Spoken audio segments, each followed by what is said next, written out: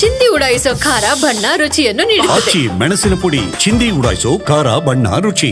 ಕೊಪ್ಪಳದಲ್ಲಿ ಅನ್ನಭಾಗ್ಯ ಅಕ್ಕಿ ವಿದೇಶಕ್ಕೆ ಸಾಗಾಣಿಕೆ ವಿಚಾರ ಕಳ್ಳ ಸಾಗಾಣಿಕೆ ತಡೆಗಟ್ಟುವುದಕ್ಕೆ ಜಿಲ್ಲಾಧಿಕಾರಿಯಿಂದ ತಂಡ ರಚನೆ. ತಹಶೀಲ್ದಾರ್, ಪೊಲೀಸ್ ಇಲಾಖೆ, ಆಹಾರ ನಾಗರಿಕ ಸರಬರಾಜು ಇಲಾಖೆಯ ತಂಡ ರಚನೆ ಬಗ್ಗೆ ಮಾಹಿತಿಯನ್ನು ನೀಡಿದ ಕೊಪ್ಪಳ ಜಿಲ್ಲಾಧಿಕಾರಿ ಸುರೇಶ ಇಟ್ನಾಳ, ಈಗಾಗಲೇ ಸರ್ಕಾರಿ ಗೋದಾಮಿನಿಂದ ಅಕ್ಕಿ ಸಾಗಾಣಿಕೆ ಮಾಡಿದ್ದವರ ವಿರುದ್ಧ ಕೇಸ್ ಕೂಡ ದಾಖಲಾಗಿದೆ. ನಿರ್ಲಕ್ಷ್ಯ ವಹಿಸಿದ ಅಧಿಕಾರಿಗಳ ಮೇಲೆ ಸಹ ಕ್ರಮವನ್ನು ಕೈಗೊಳ್ಳಲಾಗಿದೆ. ಅಕ್ಕಿ ಕಳ್ಳ ಸಾಗಾಣಿಕೆ ಬಗ್ಗೆ ಗುಪ್ತಚರ ಮಾಹಿತಿ ಪಡೆದು ದಾಳಿ ಮಾಡಲಾಗುವುದು ಅಂತ ಕೊಪ್ಪಳ ಡಿಸಿ ಹೇಳಿದ್ದಾರೆ. ಈ ಕೆಲಸ ಆಗಬೇಕಾಗಿತ್ತು, ಈಗ ಆ ಕೆಲಸ ಆಗ್ತಾ ಇದೆ. ನೋಡಿ, ಸಾಕಷ್ಟು ಕಳ್ಳ ಸಾಗಾಣಿಕೆ ಆಗ್ತಾ ಇತ್ತು. ಅನ್ನಭಾಗ್ಯ ಯೋಜನೆ ಅನ್ನೋದು ನಮ್ಮ ರಾಜ್ಯದ ಜನತೆಗೆ ಮೀಸಲಾಗಿದ್ದಂಥ ಯೋಜನೆ. ಬಟ್ ಇದರಲ್ಲಿ ಕೊಳ್ಳೆ ಹೊಡೆದು ವಿದೇಶಕ್ಕೆ ಮಾರಾಟ ಮಾಡುವಂಥ ಕೆಲಸ, ಅದರಲ್ಲೂ ದುರಂತ ಅಂತ ಅನಿಸ್ತಾ ಇದ್ದಿದ್ದು ಅಧಿಕಾರಿಗಳೇ ಶಾಮೀಲಾಗಿರೋದು.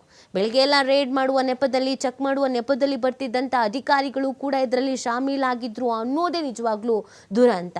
ಸೊ ಹಾಗಾಗಿ ಅಂಥ ಅಧಿಕಾರಿಗಳು, ನಿರ್ಲಕ್ಷ್ಯ ವಹಿಸುವಂಥ ಅಧಿಕಾರಿಗಳು ಯಾರೇ ಇದ್ರೂ ಕೂಡ ಅವರ ವಿರುದ್ಧ ಸ್ಟ್ರಿಕ್ಟ್ ಆಗಿ ಆಕ್ಷನ್ ತೆಗೆದುಕೊಳ್ಳುವಂಥ ನಿಟ್ಟಿನಲ್ಲಿ ಇದೀಗ ಚಿಂತನೆಯನ್ನ ಮಾಡಲಾಗಿದೆ.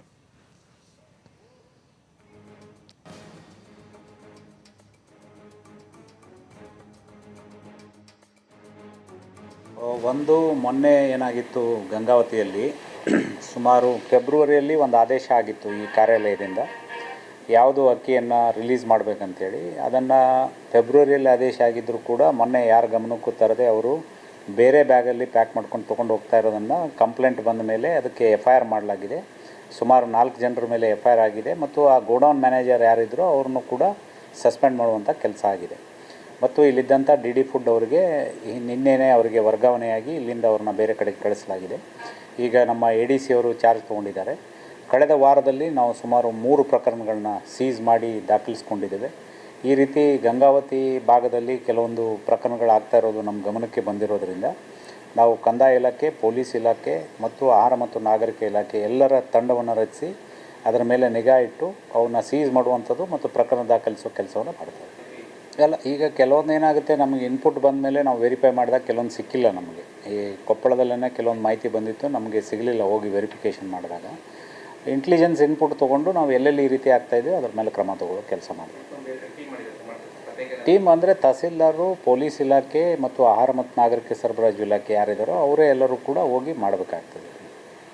ಒಂದು ಮೊನ್ನೆ ಏನಾಗಿತ್ತು, ಗಂಗಾವತಿಯಲ್ಲಿ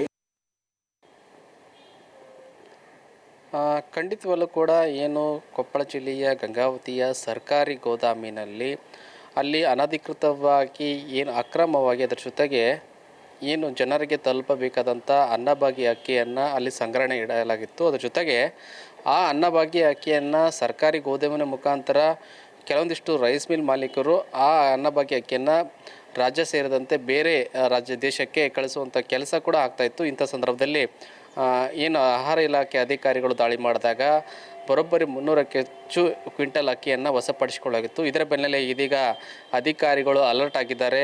ಯಾವ್ಯಾವ ಕಡೆ ಏನು ಕೊಪ್ಪಳ ಜಿಲ್ಲೆಯ ಗಂಗಾವತಿ ಇರ್ಬೋದು, ಕುಷ್ಟಗಿ ಇರ್ಬೋದು, ಅದರ ಜೊತೆಗೆ ಏನು ಕೊಪ್ಪಳ ನಗರ ಸೇರಿದಂತೆ ಯಾವ್ಯಾವ ಕಡೆ ಏನು ಅನ್ನಭಾಗ್ಯ ಒಂದು ಅನಧಿಕೃತವಾಗಿ ಕಳ್ಳ ಸಾಗಾಣಿಕೆ ಆಗ್ತಾಯಿದ್ದು ಮತ್ತು ಕಾಳಸಂತೆಯಲ್ಲಿ ಅನ್ನಭಾಗ್ಯ ಅಕ್ಕಿ ಮಾರಾಟವಾಗ್ತಾಯಿದೆ, ಅದರ ಕಡೆ ಇವತ್ತು ಆಹಾರ ಇಲಾಖೆ ಅಧಿಕಾರಿಗಳು ದಾಳಿ ಮಾಡುವಂಥ ಕೆಲಸ ಮಾಡಿರುವಂಥದ್ದು. ಸ್ವತಃ ಇದೀಗ ಗಂಗಾವತಿಯ ಒಂದು ಕೆಲವೊಂದಿಷ್ಟು ನಗರ ಪ್ರದೇಶದಲ್ಲಿ ದಾಳಿ ಮಾಡಿದಾಗ ಕೆಲವೊಂದಿಷ್ಟು ಕಡೆ 30 ಕ್ವಿಂಟಲ್ಲು, ಕೆಲವೊಂದಿಷ್ಟು ಕಡೆ 21 ಕ್ವಿಂಟಲ್ ಈ ರೀತಿ ಏನು ಅನಧಿಕೃತವಾಗಿ ಸಂಗ್ರಹಣೆ ಮಾಡಿದಂಥ ಅನ್ನಭಾಗ್ಯ ಅಕ್ಕಿಯನ್ನು ಸ್ವತಃ ಆಹಾರ ಇಲಾಖೆ ಅಧಿಕಾರಿಗಳು ಮತ್ತು ಪೊಲೀಸರು ವಶಪಡಿಸಿಕೊಂಡಿರುತ್ತದೆ.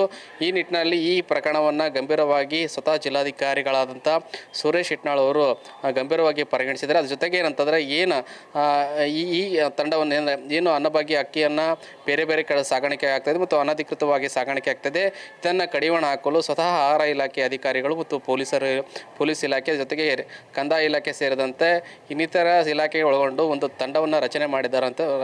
ಅದರ ಜೊತೆಗೆ ತಂಡವನ್ನು ರಚನೆ ಮಾಡಿ ಒಂದು ಗಸ್ತು ತೀರಿಸುವಂಥ ಕೆಲಸ ಮಾಡಲಾಗ್ತಾಯಿದ್ದು. ಅದರ ಜೊತೆಗೆ ಈ ಎಲ್ಲ ಅನ್ನಭಾಗ್ಯ ಅಕ್ಕಿಯನ್ನು ಯಾವ ಕಡೆ ಮಿಸ್ಯೂಸ್ ಆಗ್ತಾಯಿದೆ ಮತ್ತು ಸಾಗಾಣಿಕೆ ಆಗ್ತದೆ ಅದನ್ನು ತಡೆಯುವ ನಿಟ್ಟಿನಲ್ಲಿ ಅದಕ್ಕೆ ಈಗ ಸ್ವತಃ ಜಿಲ್ಲಾಧಿಕಾರಿಗಳು ಫೀಲ್ಡ್ಗಿಳಿದು ಆ ತಂಡವನ್ನು ರಚನೆ ಮಾಡಿದ್ದಾರೆ.